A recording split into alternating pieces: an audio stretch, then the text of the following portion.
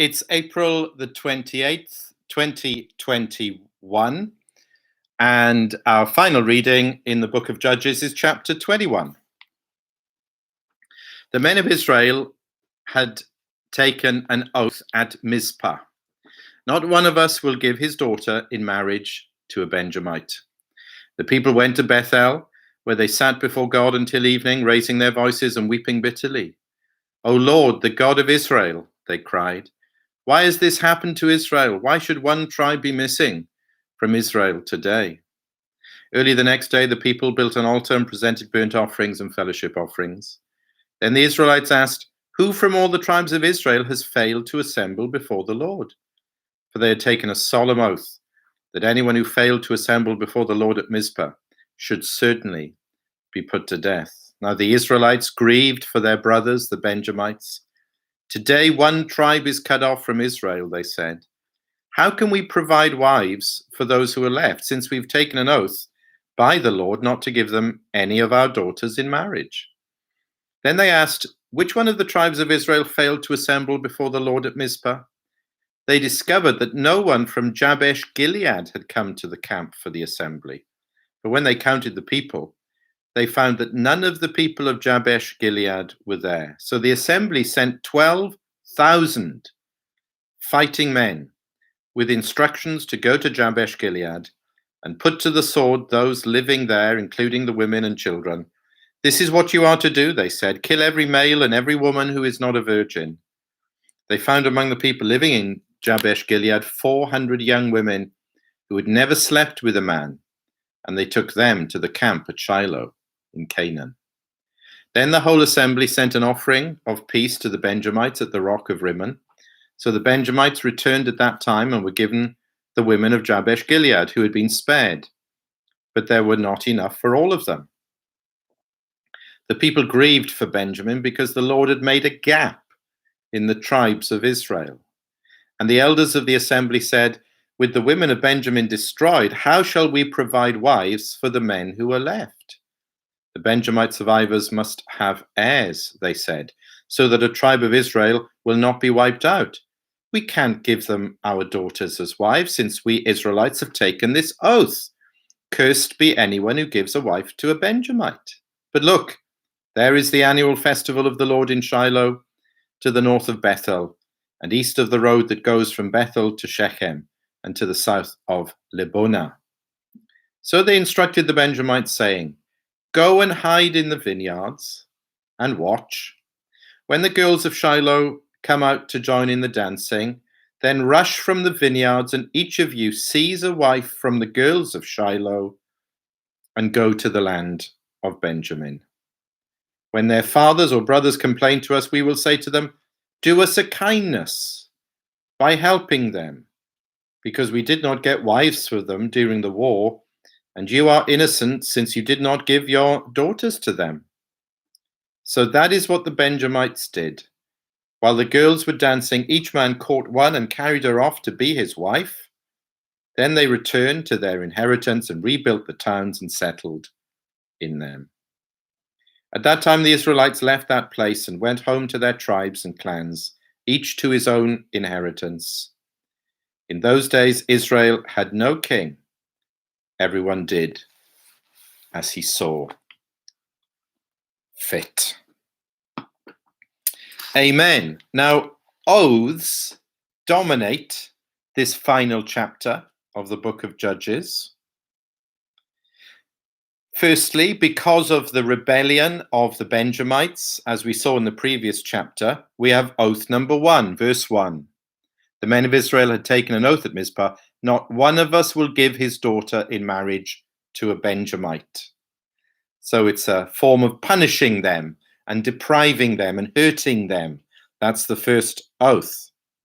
But then the second oath, by comparison, involves verses 2 to 3, what appears to be a very good thing and a great concern about disunity now within Israel. And that leads to another oath, verses 4 and 5. They'd taken a solemn oath that anyone who failed to assemble before the Lord at Mizpah should certainly be put to death. Now, both of these oaths, these solemn vows, we will look at and examine. Surely they are both rash and deeply foolish. But look how in the story, both of the oaths are used to answer and fulfill one another. So, for example, first of all, we have the absent tribe. It's identified as Jabesh Gilead. The result of identifying them is to send 12,000 fighting men and to annihilate them. More bloodshed, more destruction of life, their own brothers and sisters. All of them are exterminated. That fulfills one of those oaths, except for the 400 women. All of this, by the way, is in verses 6 to 12. And then right at the end, 400 young women who had never slept with a man, and they took them to the camp at Shiloh in Canaan.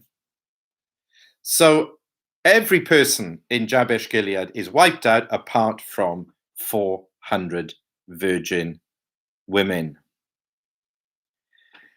Which then, verses 13 to 23, becomes the answer to the other oath, which had created another set of problems for the Benjamites. Because through the battle and the terrible losses that had been inflicted on them, where were the women? Where were the wives for them? And so, with these virgin women who are spared, here's the answer. Now, there's great tragedy here. There's bloodshed. There's horrible things going on. These oaths are farcical. But this is even more than farce now, the arrangements as to how these women will be the wives of the Benjamites. It almost seems like a kind of a sketch from Monty Python or something like that, where as the women are dancing down the road, the Benjamites have to hide behind the bushes and run out and grab the women and take them off again.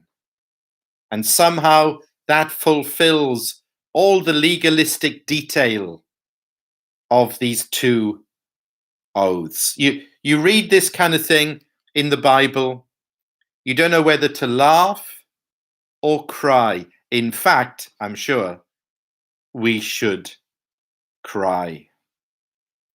Because while the chapter seems to end, verse 24, on a note of order and peace being established, in fact, the last verse of the book of Judges is that one which has been a note of warning all the way through. Verse 25, in those days Israel had no king. Everyone did as he saw fit. It's like a terrible hammer blow, that verse, that keeps hitting and smashing into God's people throughout this period. It explains the civil wars. It explains the abuse. It explains the carnage. It explains the murder. It explains the immorality. And it explains the farcical absurdity of chapter 21. And to get the bigger picture and to find the answer to that, we turn again to the book of Romans and chapter 1.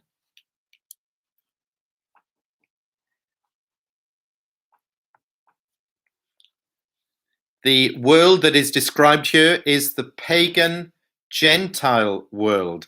That's exactly what God's people in the book of Judges have become like.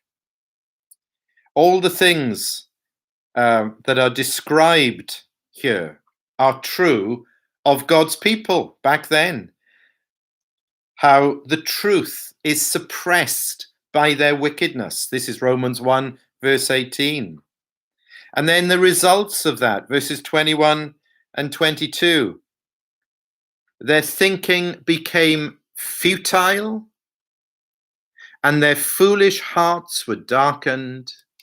They claimed to be wise, but they became fools. That's exactly where we've got to by Judges chapter 21.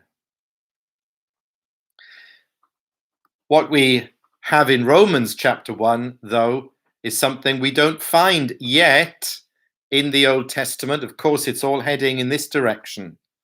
But the thing that's so great about Romans is it spells out so clearly what is the hope of pagan people or a pagan church. What's the only hope? What's the only answer? We need God.